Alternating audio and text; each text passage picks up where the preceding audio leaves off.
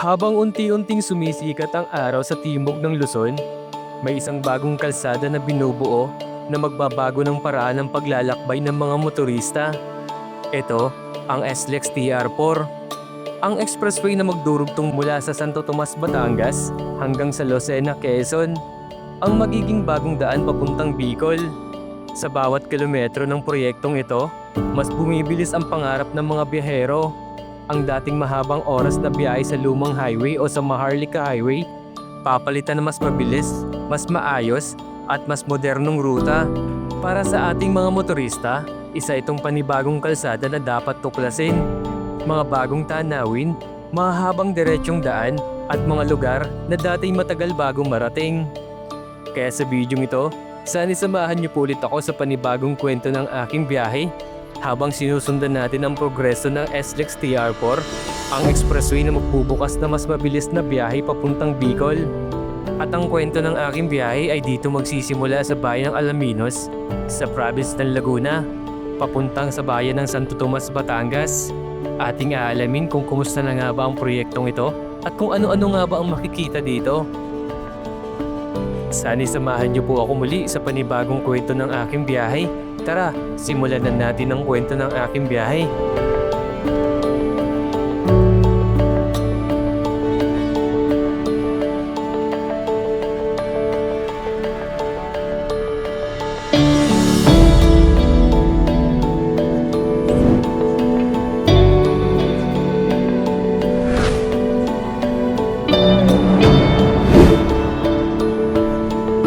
Okay mga ka-motivation, dahil paubalik na rin ako ng Laguna, so pasadahan natin yung expressway na ginagawa dito sa part ng Alaminos, Laguna papuntang Santo Tomas, Batangas. Kasi may nag-request din na subscriber ko na pasadahan ko daw yung ginagawang expressway dito, yung SLEX TR4.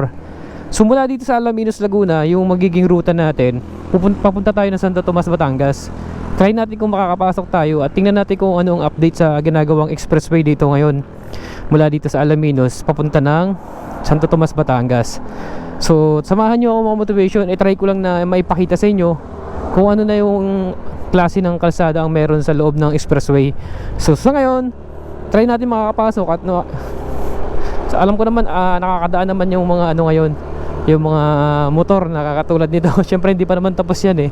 At mayroon mga dumadaan na dyan eh. May nakikita rin ako na may mga dumadaan dyan kasi may mga nakatira siyempre sa mga sa gilid ng kalsada. Try natin kung makakapasok tayo. Ito yan mga motivation oh. Ayan sa taas oh.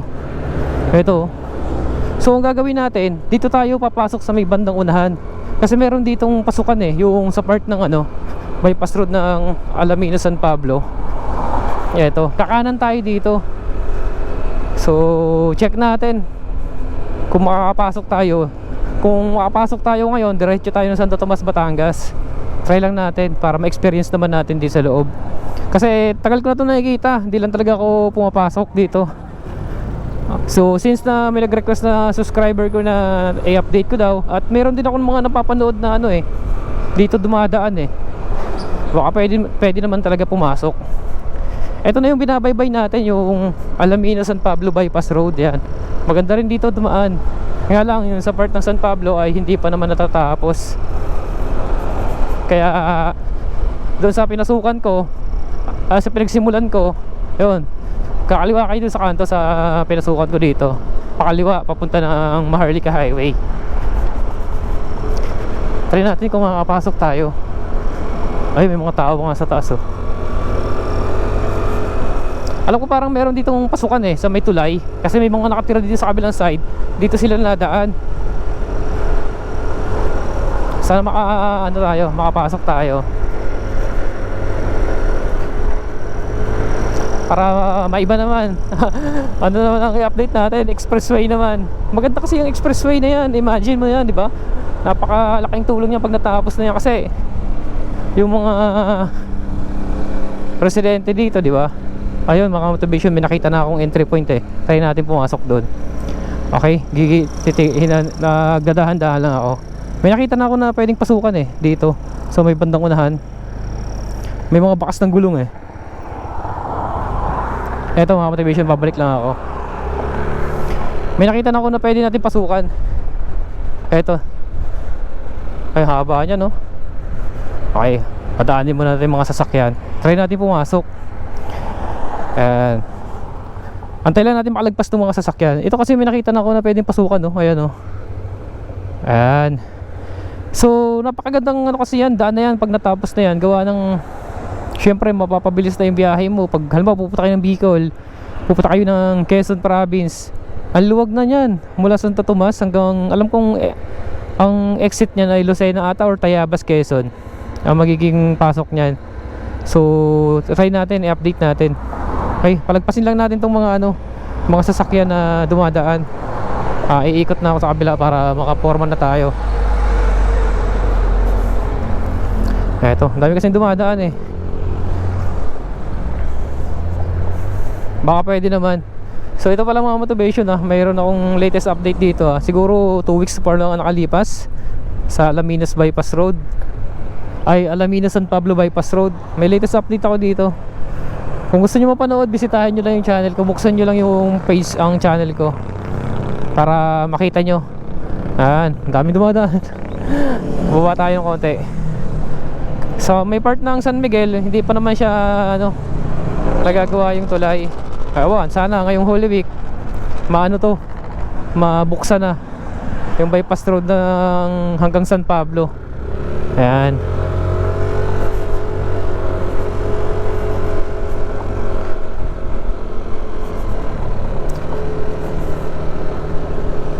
Ito mga motivation eh. May entry point dito ako nakita eh. Try natin dito. Ayan. Ayan oh. Nakikita naman, mahirap. Ito mga motivation oh, yung expressway oh. Hindi tayo makakapasok. Yan. Makikita naman natin yun, ang haba na yan oh. So bababa tayo. Hindi pala pwede, alanganin. So check lang natin. Bababa tayo, hindi pwede. Dito sa unahan, para medyo may patag-patag dito sa unahan eh. Hindi pala, kala ko makakadali tayo doon sa, makakadaan tayo doon sa ano, unahan na yun. Okay. Hindi rin pala talaga pwede kasi putol dito mga motivation oh. Buti na lang hindi tayo pumasok doon. Ayan oh, putol pala dito oh. Kasi ayan, may tulay oh. Ginagawa yung tulay oh. Uy, may jeep sa taas oh. Ayan, dito tayo papasok. Alam ko meron dito pasukan eh.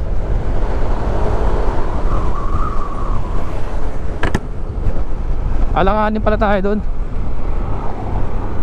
Ayun, pwede na doon mga motivation. Mayroon na ako nakita, may dumaan ng motor. Tanay tayo dito.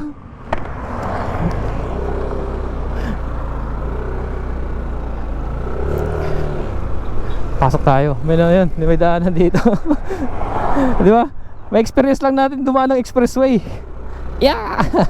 Kasi pag binuksan na to, hindi na tayo makapagmotor dito. Ayan mga motivation oh.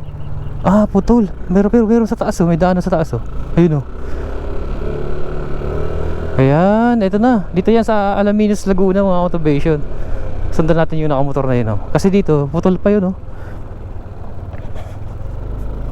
Yeah. Dito, bebelo tayo dito sa taas. Pwede dito sa taas eh. Rough road na naman. Ayan. Ingay. Ingay ng box ko. Eto. Ginagawa kasi, gagawaan siya ng ano, parang ano, pinaka-flyover niya kasi may mga nakatira kasi dito. Pwede pala. Pwede pala sa baba.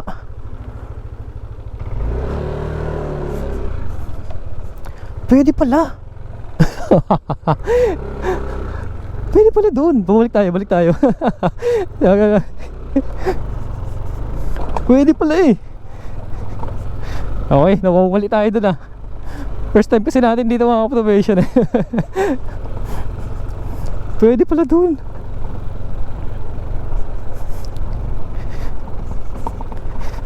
Ayun oh, may mga dumadaan nga eh. Tingnan natin kung makakatagos tayo ng Santo Tomas, Batangas.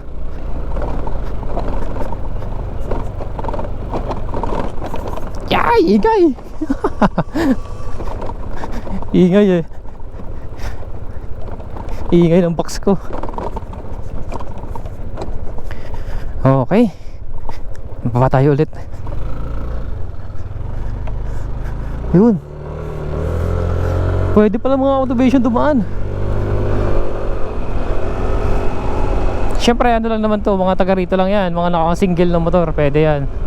Siyempre expressway to, ginagawa pa to eh. Pwede makalusot dito. Hindi naman tayo ano eh, parang makikiraan lang naman tayo.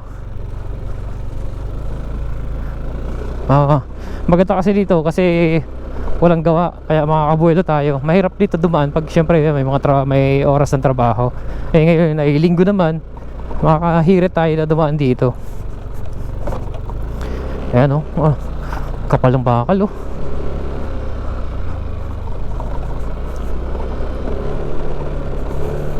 eto na, ayos. Nakalusot tayo. Ang bira. Ayos, ang ganda. Ang ganda dito. At least ngayon mga automation na experience ko na dumaan ng expressway, di ba? Kasi pag naging open na to, hindi na tayo makakadaan dito nakamotor eh. Wala naman tayong big bike, di ba? Ano lang tayo, lower CC lang. At least ngayon, may experience na natin. Halos 6 lane lang pala to. Wala pa din pala. Meron doon mga automation 1, 2, 3, 6 lane lang pala. Kaya okay din pala tong expressway na to. Diretsong diretso eh. Ayan mga automation ganda.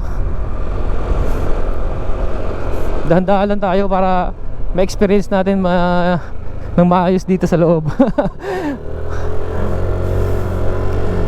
Ayos lapad mga automation. Ganda ng expressway na to. Lapad na Ang bilis to ng biyahe mo dito pag pupunta ka ng Quezon. Pupunta ka ng part ng Lucena, ganyan, Bicol. Kasi imagine mo yun, mula doon sa mula sa Santo Tomas hanggang dito, mga ano din yan, hanggang Lucena, 2 hours din mahigit, mga ganyan. Eto mga automation yung ilalim. Ang ilalim yan, ay baka madalas tayo yan. Ituro ko sa inyo mga automation Eto, yung ilalim niya ay Maharlika Highway. Eto, ayan, papunta yan dun sa papunta yan dun sa bayan ng Alaminos, Laguna. Eto, pag diretso mo yan, Alaminos, San Pablo, yan, Maharlika Highway. Yung sa kabila naman, eto, lilipat tayo sa kabila. Pagka papasok kayo ng bypass road ng Alaminos, dito ng mga motivation ng entry point ay may Jollibee na pala. Ito na yung magiging patalandaan mga motivation Pag gagamitin yung bypass road ng Alaminos, San Pablo, ito, tandaan nyo lang yung Jollibee na yan dito yan. Tapos ito, yung kaunahang flyover dito, makikita nyo to. Tapos yan, pasok na kayo dyan, papunta yan ng bypass road ng Alaminos. Kung gusto nyo umiwas sa bayan ng Alaminos, Laguna. Ang ganda. Lapad pala nito. Didiretsuin natin ito hanggang Santo Tomas mga automation. Makakadaan naman nata tayo dito kasi ito na rin naman ang ruta ko papunta ng Laguna. Try natin kasi doon ako dapat papunta dun sa Maharlika Highway. Eto, kung lalabas tayo ng Santo Tomas, Batangas, mas maganda na, di ba? Hindi na ako mahihirapan sa traffic. Kunti na lang, Santo Tomas na tayo. Tapos kunti ayun, Laguna na ulit. Lapad pala nito. Try natin mag drone para makita natin ang view. Ang South Luzon Expressway, Toll Road 4 or SLEX TR4 ay isang malaking expressway project na itinatayo upang mapabilis ang biyahe mula Santo Tomas, Batangas hanggang Lucena, Quezon, na magsisilbing pangunahing daan papunta sa rehiyon ng Bicol. Nagsimula ang construction nito noong March 26, 2019 matapos ang groundbreaking na pinangunahan ng Department Public Works and Highways at San Miguel Corporation. Ang proyekto ay may habang humigit kumulang 66.7 kilometers at tinataya nagkakahalaga ng humigit kumulang 26.1 billion pesos. Layunin nitong bawasan ang oras ng biyahe mula Batangas hanggang Lucena, Quezon. Mula sa halos 4 na oras na biyahe hanggang 1 oras na lang. Ang inaasahang makakatulong upang mapabilis ang pagbiyahe ng mga motorista at transportasyon ng mga produkto papunta sa Quezon at sa Bicol. Ayon sa mga plano, ang ilang bahagi ng expressway ay maaaring magbukas sa 2025 habang ang kabuang proyekto ay target na makumpleto bandang 2026 hanggang 2027. Depende sa progreso ng construction at sa right-of-way acquisition. Here we are in your hometown, sharing looks as the sun goes down. Just a breath until our next kiss. Never knew of a love like this.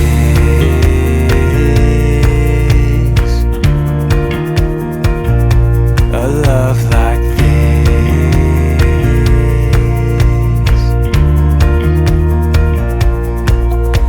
You and me, baby, loving like crazy, praying that it never ends. Yeah, you and me, darling, we've really got something the world just can't understand. Yeah, it's you and me, falling in love every day till we're both owning gray. Yeah, it's you and me, as long as we live, I'll never know a love like this.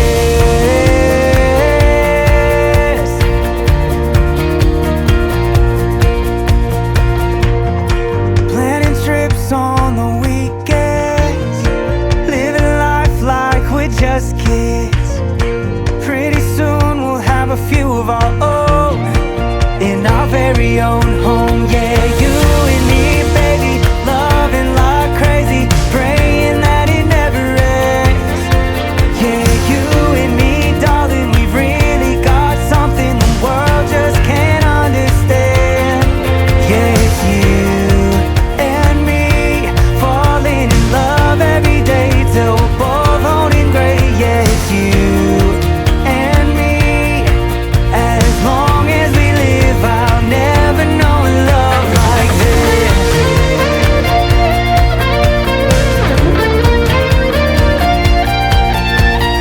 As life goes on, my love for you will still be strong. And even when it rains, we'll dance away the pain. Yeah, you and me, baby, still loving like crazy, praying that it never ends. Yeah, you and me, darling, we've really got something the world just can't understand. Yeah, it's you and me, falling in love every day till we're both owning gray. Yeah, it's you and me, as long as we live, I'll never know a love like this. I'll never know a love like this.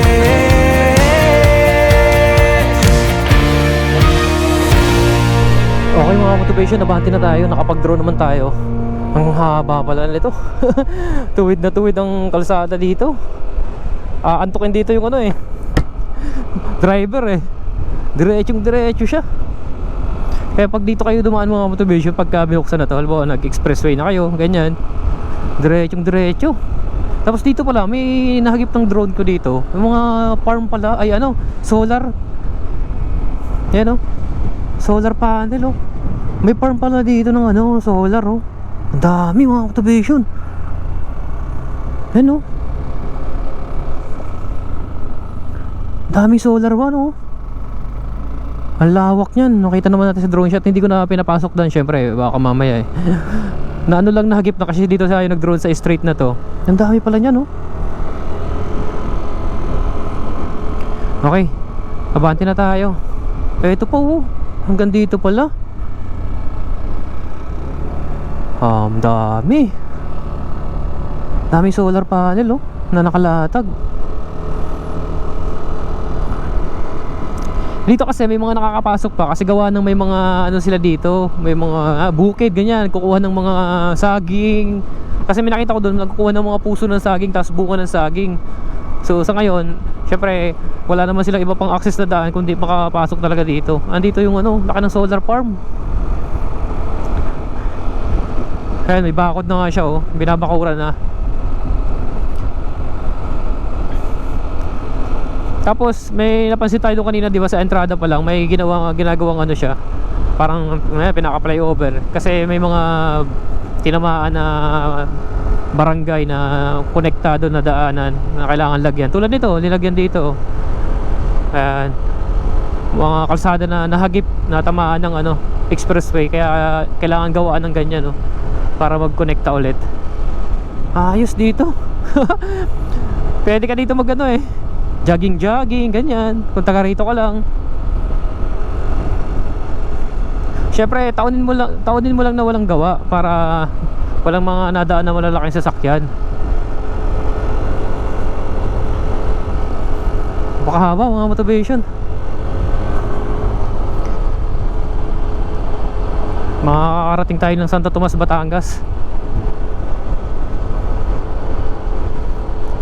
Dito mayroon pa dito ano, parang ano to, mga signal na ata ito mga dito. Subdivision. Kala ko ano. Ganda dito. Kung magpa-practice ka ng motor, di ba? Tuwing linggo kasi wala namang gawa. Pwede ka dito mag-practice. Napaka ano, ganda ng ano. Ganda ng kalsada. Napakalawak. Ayos dito mga motivation. Napaka laking ginhawa nito sa mga motorista pagka nag-operate na tong expressway na to. Ang haba oh. Tapos yan oh, ang ganda pa ng view oh. Di ba? Napakaganda ng bundok na bubungad sa iyo pag pabalik ka ng Maynila.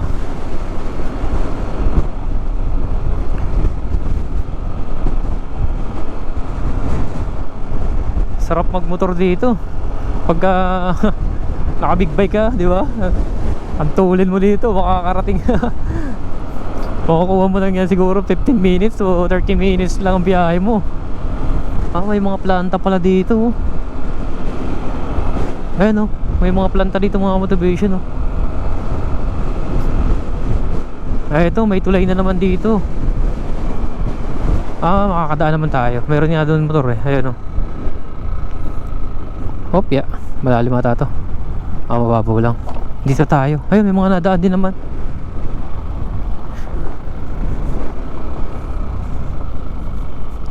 Ito mga motivation, may ano na dito, kalsada no. Saan kaya yan? Kung didiretso pa kaya tayo.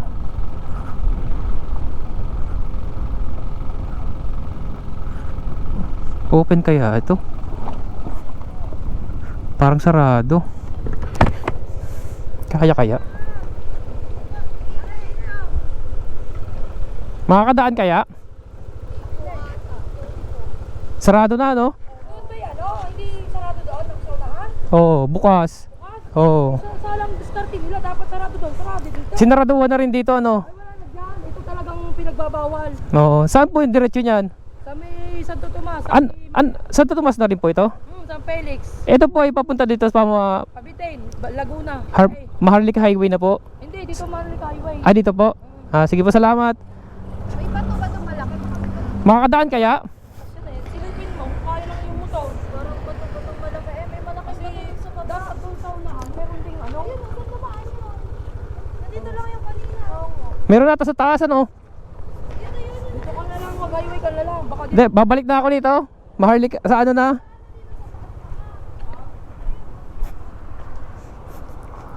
Sa nalabas. Ayun o, nandaan. Oo nga.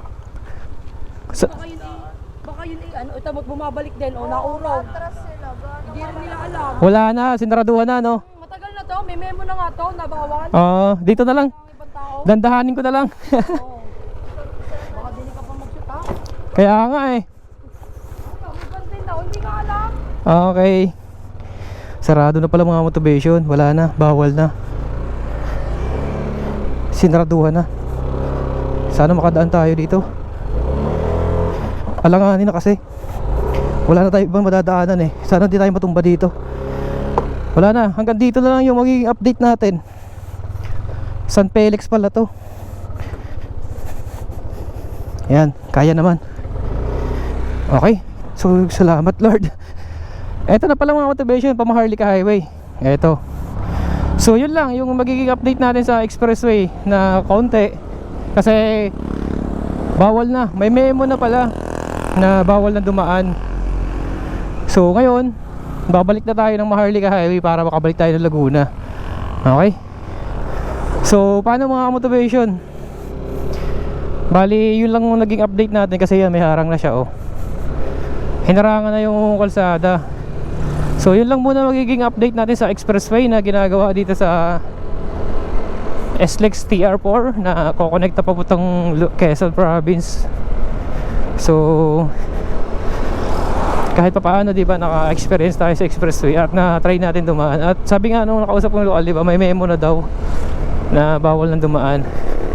So ito bawal naman talaga siya kasi private na yan eh. Private company ang nagagawa niyan. Syempre may mga residente lang kasi nakatira doon. Kaya may mga dumadaan pa din. Oh, may bypass road din dito. Okay. So paano mga motivation? Dito ko nang tatapusin ng video ito. Sana kahit pa paano na ibahagi ko sa inyo yung ruta ng expressway. So magkikita-kita tayo sa mga susunod ko pang adventure at video i-upload. So sana nandun ka pa rin at sana nakasubscribe ka na habang pinapanood mo to. Maraming salamat. Hanggang sa muli. Bye bye. Let's go. Pauwi na tayo ng Laguna. Okay.